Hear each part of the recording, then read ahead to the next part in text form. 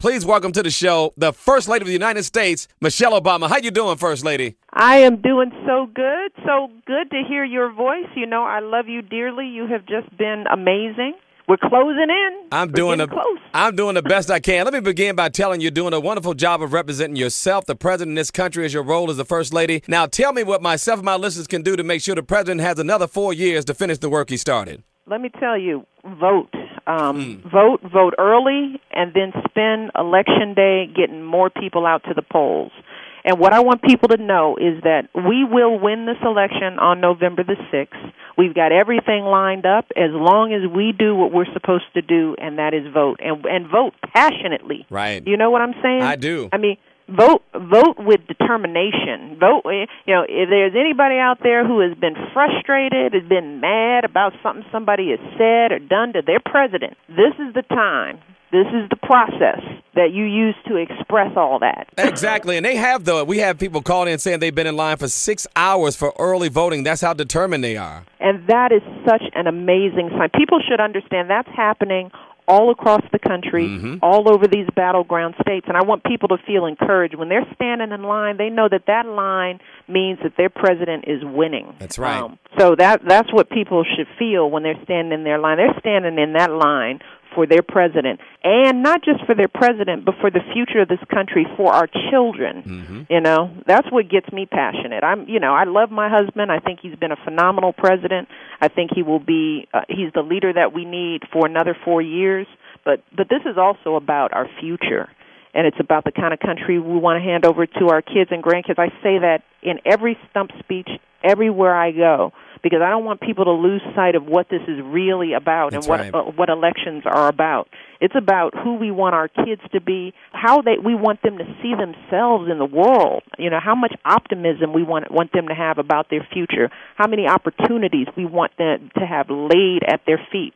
You know, so when you're standing in that line, we're standing for our children. And I know whenever I get tired, I think about Malia and Sasha and all of our kids and who we're really fighting for. That's what it's about. You know, I'm confused by the number of women who support the president's opponent, given his position on so many issues that negatively impact women, be it equal pay, the reauthorization of Violence Against Women Act, which I'm totally confused about, and, of course, the right to choose. What do you want to say to all the women out there who may not have decided to vote or not? Well, first of all, I wouldn't believe the polls in terms of what it says about women or anything. I mean, there's a lot of talk that is needed to make this feel like it's a different election. But let me tell you, the support among women for this president is as strong as it's ever been.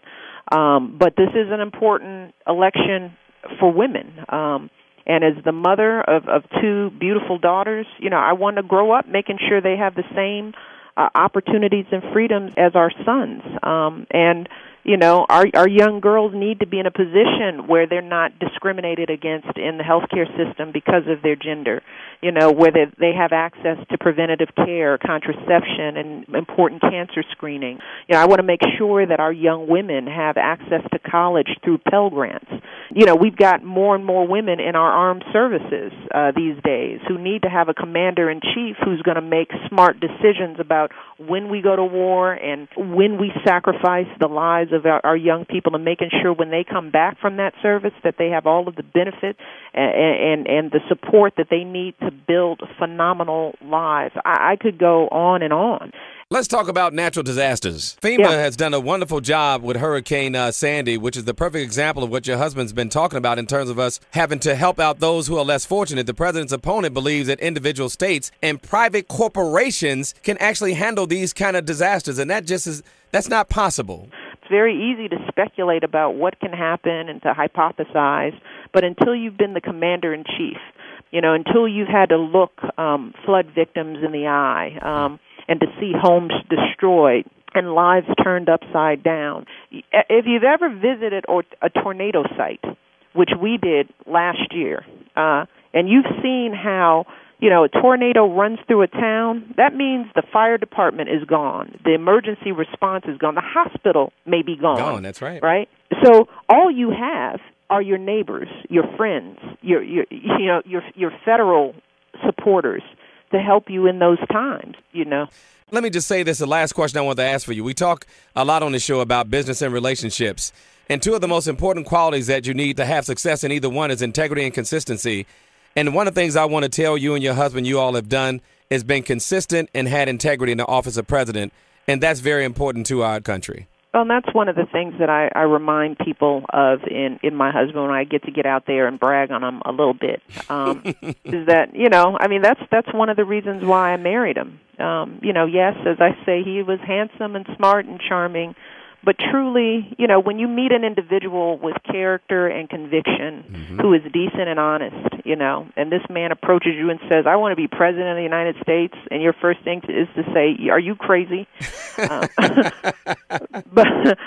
then, the selfless part of me kicks in and says, these are the people we want in office. These are the leaders that we need, and if we're not supporting them, then we're sending a message that, it's okay to tell a lie. It's okay to, hide stuff and to change your mind 50 million times. It's okay to try to push people out of the process. I mean, what I tell our volunteers is that this is also what we're fighting for in this election. We're fighting for the democracy that we believe we deserve in this country. So if anybody detects any passion in my voice, is that I refuse to go backwards, and I want everybody, every listener, everybody who's thinking, no, it doesn't matter, my vote, I'm not standing in a line, or, I voted last time, it won't matter.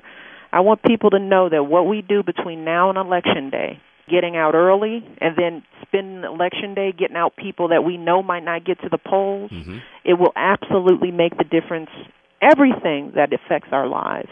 Thank you so much, First Lady. Congratulations to everything that you all have accomplished, but we have so much work to do, and we're going to make sure the president has 4 more years to do it.